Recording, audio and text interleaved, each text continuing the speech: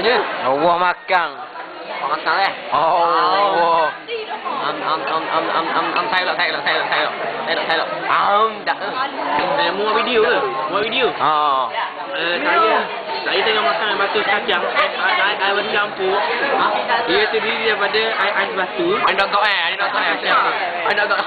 orang Gabung. Puan pengetua berkata, kita harus mencuba segala makanan di sini. Ya betul, ya betul. Kita susah untuk datang sini. Bukan Nawak. mengikut kata Profesor Salman. Jika kita mandi hotel, kita perlu makan. Kalau tak makan tak jadi. Menurut Dr. Fazil Kamsal apabila makanan merupakan sumber ataupun sumber tenaga yang sama. Itu semua hanyalah rekaan semata-mata. Ada mengenai yang hidup ataupun yang mati. Harap maaf kalau ada tersilap bahasa terkata ataupun ketikang lidah. Ayah.